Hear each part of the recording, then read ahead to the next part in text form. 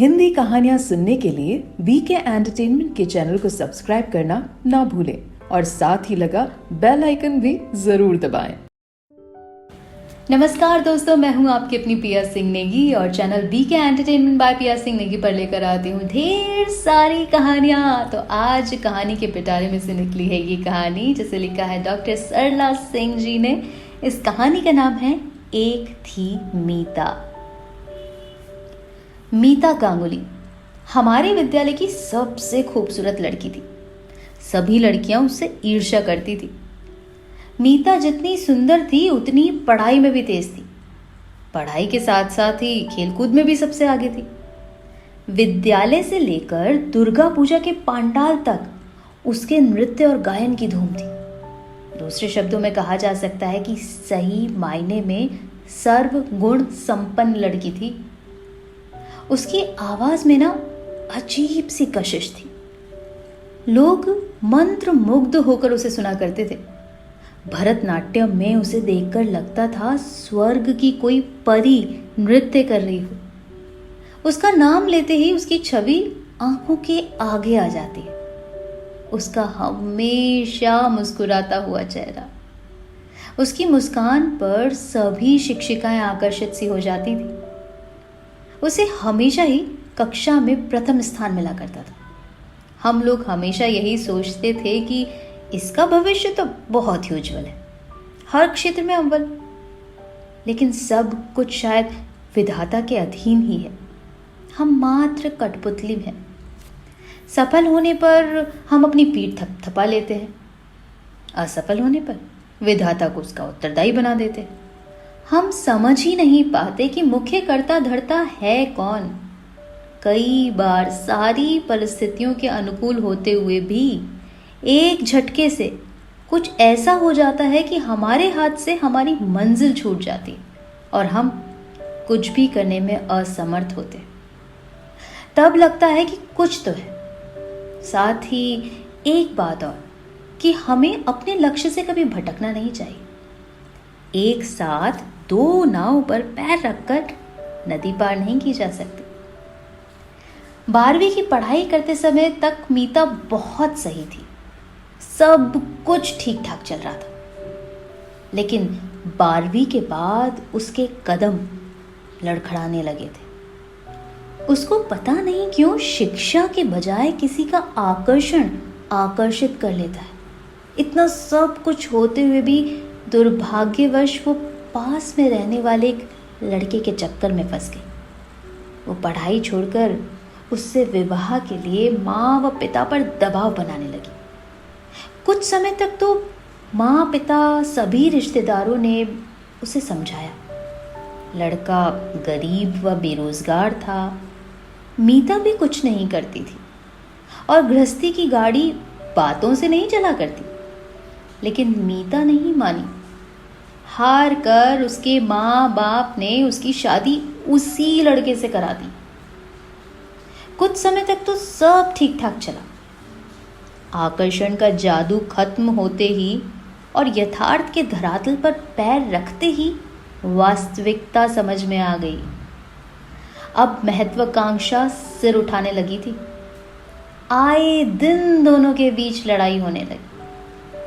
मीता दूसरी लड़कियों से बराबरी करना चाहती थी लेकिन कर नहीं पाती तो झल्लाने लगी थी। कुछ समय तक तो मीता के माँ बाप ने मदद किया लेकिन वे भी कितना मदद करते। आखिरकार मीता गहरे डिप्रेशन में आ गई, लगभग पागल सी हो गई। उसकी अपनी आकांक्षाएं बहुत ऊंची थी और समाधान कुछ भी नहीं था। उसका इलाज कराने उसके पति व घर वाले दूसरे शहर ले जाते हैं। दूसरे शहर ले जाते वक्त रास्ते में उसके पति ट्रेन के पावदार पर खड़े होते हैं। उसी वक्त एक खंबे से टकराने के कारण वो खत्म हो जाते हैं। अब सभी को वापस लौटना पड़ता है। वो भी इतनी बड़ी दुर्घटना के बाद पूरी तरह टूट गई। अब मीता के ससुराल वाले अपने बेटे की मृत्यु का कारण मीता को ही मानने लगते हैं। वो उससे अपना नाता तोड़ लेते हैं। आसपास के लोग भी उसी को दोषी बनाते हैं। अब मीता और भी डिप्रेशन में चली जाती है। पति के ना होने के कारण उसकी माँ उसे अपने घर ले आती है। अब उसकी जिंदगी में रिक्तता छोड़कर कुछ भी नहीं बचा। एक अच्छी खासी जिंदगी जो चरम ऊंचाइयों को छू सकती थी, कहाँ से कहाँ पहुंच गई। कहते हैं ना, जो उसके जैसा बनने का ख्वाब देखा करती थी, अब उससे बात करने में भी शर्म महसूस किया करती हैं। कहा जाता है कि बने दिन पर सब साथ देते हैं, बिगड़े दिन पर कोई नहीं। मीता को उसके अपने ससुराल में भी स्थान नहीं मिला, अतः उसे माँ व पिता ने अपने पास रख लिया। उसका इलाज भी कराया, पर माँ व पिता की बात क्या करेगी? अगर भाई भाभी ने साथ न दिया तो एक प्रश्न मुंह खोल खड़ा ही हो जाता है। मीता को ईश्वर ने सब कुछ दे रखा था, पर उसने अपनी पढ़ाई क्यों नहीं पूरी की? एक अजीब सा प्रश्न बनकर रह गया। कोई भी उसकी मानसिकता को समझ नहीं पाया। रहा प्रेम, तो वो पढ़ाई के साथ साथ प्रेम भी कर सकती थी और पढ़ाई पूरी होने के बाद विवाह कर लेती। यदि विवाह कर भी लिया तो पढ़ाई नहीं छोड़नी चाहिए थी ना।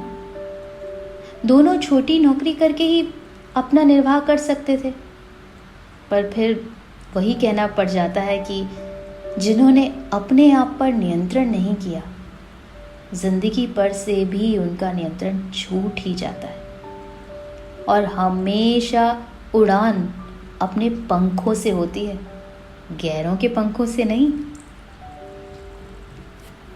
हेलो, यहाँ कहानी होती है समाप्त, लेकिन एक बात मैं आपसे फिर से शेयर करूँगी कि हमेशा कहानी पढ़ते पढ़ते मैं इतनी उसमें डूब जाती हूँ कि कहानी का कब लास्ट शब्द आ जाता है मुझे पता नहीं चलता। बहुत प्यारा लेखक लिखते हैं और इतना अच्छा लिखते हैं कि ऐसा लगता है बस कहानियाँ दिन रात पढ़ती रहूँ और आपके कानों तक पहुँचाती रहूँ। डॉक्टर सरला सिंह जी बहुत ही प्यारी लेखिका हैं। हमेशा उनकी कहानी में कुछ ना कुछ ऐसा होता है जो दिल के अंदर कहीं ना कहीं बस जाता है हमेशा के लिए। तो प्लीज़ आप इस कहानी को पूरे विश्व तक पहुंचाइएगा, और अगर आप भी लेखक हैं तो आप नीचे दिए गए पते पर मुझे कहानियाँ भेज सकते हैं। मैं अपनी आवाज़ देने की कोशिश करूँगी और उसे पूरी दुनिया तक पहुँचाऊँगी। बने रहेगा आप अपनी पिया सिंह नेगी के साथ, बीके एंटरटेनमेंट बाय पिया सिंह नेगी के चैनल पर। Thank you so much, love you so much, miss you so much, and don't forget to miss me. Mwah.